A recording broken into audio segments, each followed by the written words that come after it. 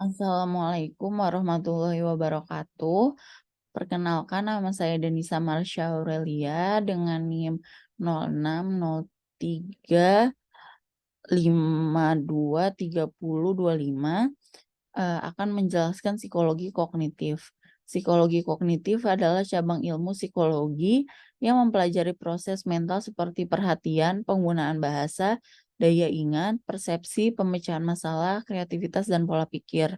Sebagian besar karya yang dapat berasal dari psikologi kognitif telah diimplementasikan ke dalam berbagai disiplin ilmu psikologis modern lainnya, termasuk psikologi pendidikan, psikologi sosial, psikologi kepribadian, psikologi abnormal, psikologi perkembangan, dan ilmu ekonomi. Saya akan menjelaskan tentang Aaron T. Beck. Sejarah terapi kognitif pada awalnya dikembangkan pada awal 1960 oleh Dr. Aaron Beck dari University of Pennsylvania.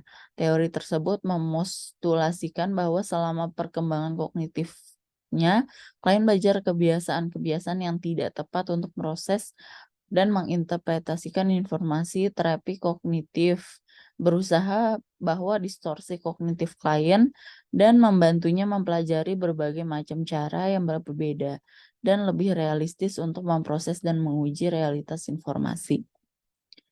Teori Aaron T. Beck, menurut Beck, jika keyakinan tidak berubah, maka tidak ada peningkatan. Jika keyakinan berubah, maka gejala pun berubah.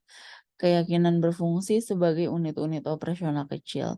Hal ini berarti pikiran dan keyakinan atau skema seseorang mempengaruhi perilaku dan tindakan tindakan seseorang berikutnya. Beck yakin bahwa perilaku disfungsi disebabkan karena mengarahkan tindakan kita.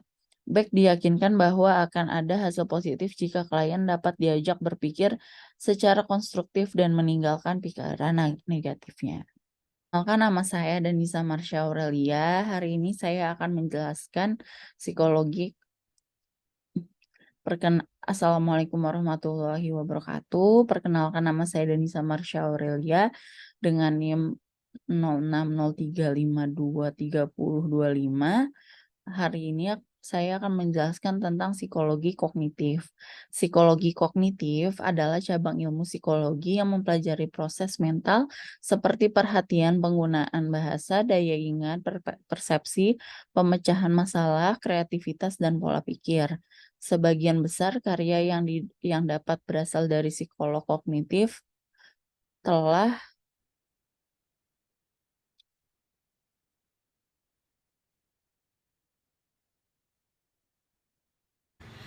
Assalamualaikum warahmatullahi wabarakatuh. Nama saya Alifa Sabiah Amri dengan NIM 0603523009 dari kelompok 2 ingin menjelaskan mengenai psikologi kognitif dengan tokoh yang bernama Albert Ellis. Albert Ellis adalah seorang psikolog Amerika yang pada tahun 1955 mengembangkan Retinal Emotive Behavior Therapy atau REBT. Dia memegang gelar MA dan PhD di bidang psikologi klinis dari Columbia University dan American Board of Professional Psychology atau ABPP. Dia juga mendirikan dan menjadi presiden Institut Albert Ellis yang berbasis di kota New York selama beberapa dekade. Ia umumnya dianggap sebagai salah satu pencetus perubahan paradigma kognitif revolusioner dan dalam psikoterapi dan pendukung awal terapi perilaku kognitif. Terapi perilaku emotif rasional atau REBT. Terapi perilaku emosional rasional adalah sebelumnya disebut terapi rasional dan terapi emosi rasional. Adalah psikoterapi arahan aktif filosofis dan empiris yang tujuannya adalah untuk menyelesaikan masalah dan gangguan emosi dan perilaku serta membantu orang untuk menjadi lebih bahagia dan kehidupan yang lebih memuaskan. REBT digunakan dengan masalah non-klinis dan masalah hidup melalui konseling, konsultasi, dan pengaturan pelatihan yang menangani masalah termasuk hubungan, keterampilan sosial, perubahan karir, manajemen stres, pelatihan ketegasan, kesedihan, masalah dengan penuaan, uang, dan pengendalian berat badan. Teori ABC kepribadian. Untuk memahami dinamika kepribadian dalam pandangan terapi rasional emotif perlu memahami konsep-konsep dasar yang dikemukakan Ellis. Ada 3 hal yang terkait dengan perilaku, yaitu activating event, merupakan suatu kejadian atau peristiwa yang menjadi sumber atau cikal bakal dari suatu hal yang akan dihasilkan. Belief about the event, mengaku kepada suatu pemikiran irasional yang dapat dari peristiwa A tersebut, dan C. Consequences, merupakan konsekuensi yang didapat dari pemikiran irasional tersebut yang berupa gejala neurotik dan emosi-emosi negatif, walau pemicunya adalah pengalaman-pengalaman nyata dan memang benar-benar menyebabkan penderitaan. Namun sesungguhnya keyakinan irasional kita lah yang mempersulit dan memperbesar persoalan. Lalu kemudian Ellis menambahkan DNI pada model ini, di mana dia atau disputation adalah suatu bentuk perlawanan dari pemikiran-pemikiran irasional yang ada. Hal ini bisa dibantu oleh seorang terapis agar nantinya klien dapat merasakan dampak-dampak I atau efek dan lebih positif yang bisa mengubah pemikiran irasional tersebut ke pemikiran yang lebih rasional. Halo teman-teman semua, di sini Adina Silvara dengan NIM 0603523004 akan membawakan secara singkat mengenai biografi Jean Piaget. Jadi Jean Piaget ini adalah seorang filsuf, ilmuwan, dan psikolog perkembangan Swiss yang terkenal karena hasil penelitiannya tentang anak-anak dan teori perkembangan kognitifnya.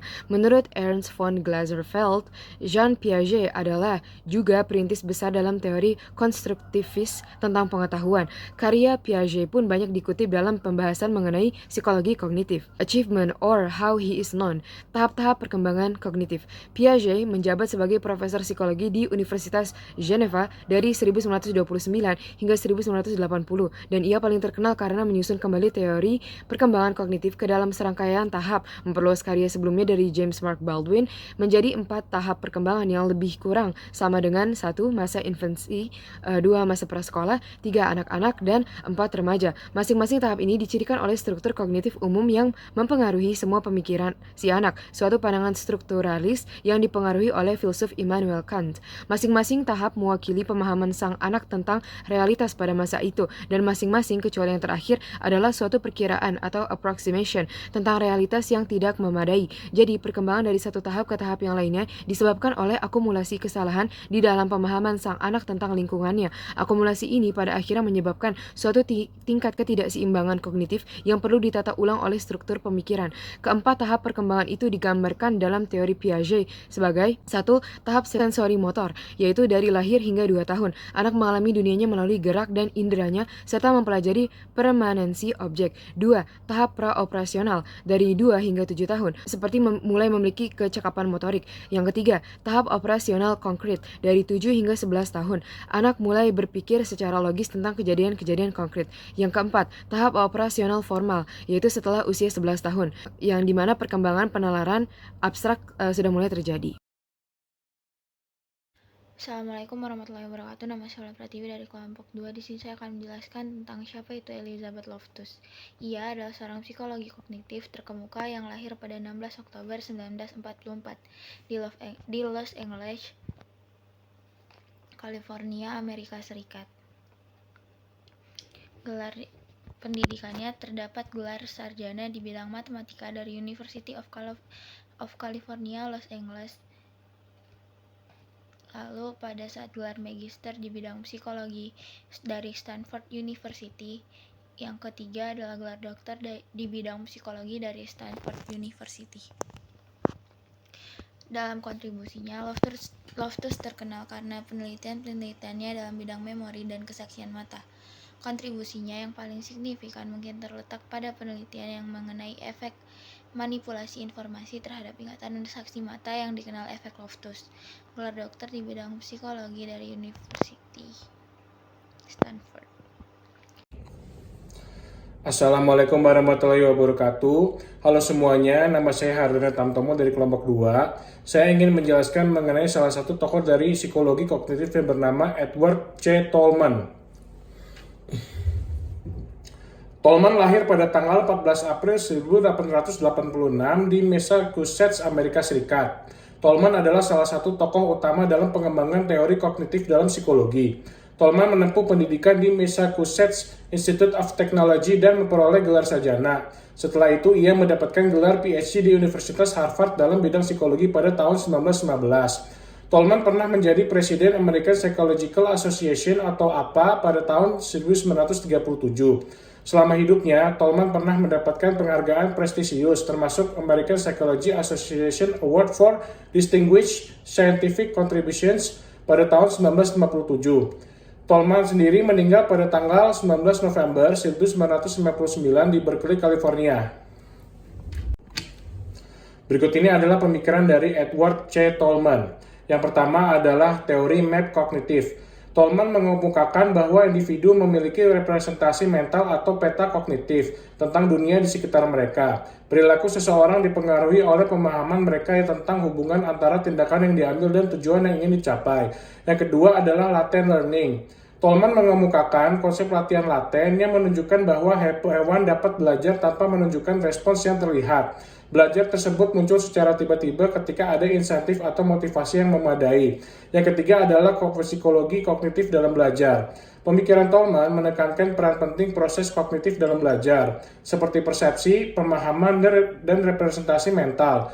Ia menantang pandangan behaviorisme yang lebih didasarkan pada stimulus dan respons, dengan menggambarkan belajar sebagai proses yang lebih kompleks. Dan yang terakhir, yang keempat adalah kontribusi terhadap psikologi. Tolman memiliki pengaruh besar dalam pengembangan psikologi kognitif modern. Pemikirannya membantu membuka jalan bagi pemahaman kita tentang bagaimana individu memperoleh pengetahuan, mengembangkan peta kognitif, dan menggunakan pemahaman ini dalam proses pembelajaran. Pemikiran-pemikiran Tolman telah memberikan kontribusi yang signifikan terhadap pemahaman kita tentang belajar, pemikiran kognitif, dan pengaruh lingkungan dalam pengembangan perilaku manusia. Karya dan pemikirannya tetap relevan dalam bidang psikologi hingga saat ini. Berikut ini adalah karya-karya dari Edward C. Tolman.